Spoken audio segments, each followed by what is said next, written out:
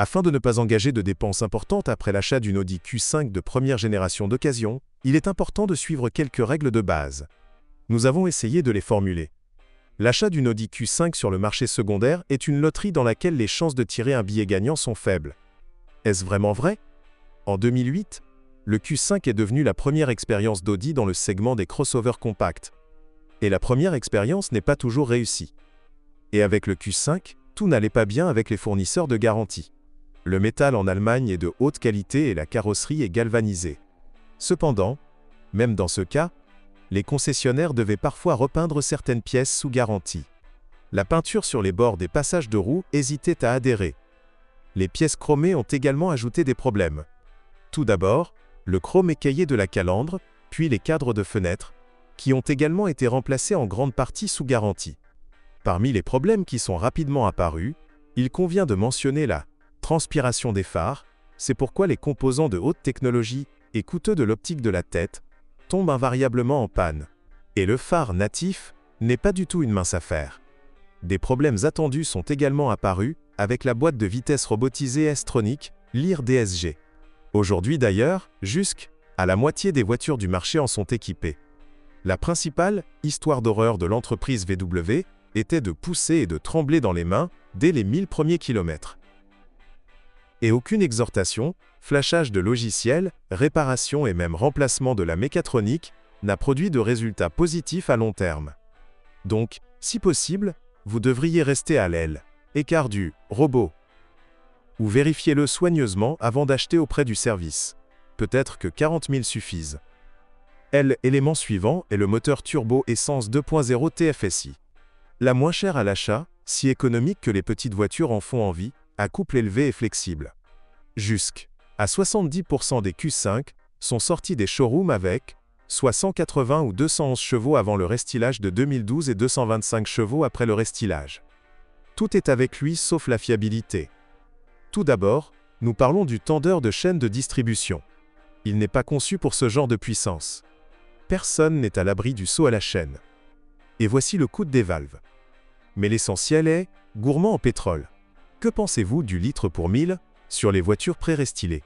En 2012, le moteur à piston a cependant vu le jour, mais le problème n'a pas été complètement éliminé. Les moteurs avaient également des problèmes avec l'unité de commande de la pompe à carburant, les bobines d'allumage, le collecteur d'admission et même la pompe actuelle. Bien que le dernier épisode soit très probablement issu du 3.2 FSI aspiré, proposé avant le restylage. Soit dit en passant, c'est la meilleure option. Surtout avec la fiable transmission automatique 8 Tiptronic. Le Q5 dispose également de quelques moteurs diesel, -2.0 et 3.0 TDI. L'option n'est pas mauvaise si vous n'expérimentez pas la qualité du carburant et si vous vous en tenez à la même transmission automatique ou manuelle, sans problème.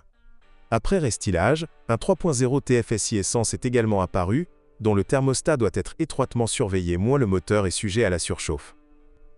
Mais ce qui pose le plus de questions sur les forums, c'est non pas la suspension. Ici, tout va bien et il n'y a pas de maladie chronique. J'ai des questions sur électricité et électronique. Son abondance provoque des pannes non systématiques et imprévisibles, ce qui arrive souvent pour une voiture haut de gamme. Bref, le Q5 est bon au niveau de ses capacités, mais il faudra choisir judicieusement. Pour rouler dans les embouteillages avec la transmission S-Tronic, les experts recommandent le mode S-Implu et ne soyez pas paresseux pour mettre le Oxley-Lim en stationnement. Cela prolongera la durée de vie de la transmission et de l'embrayage. Mais l'essentiel est de changer l'huile du robot plus souvent, tous les 30 000 km.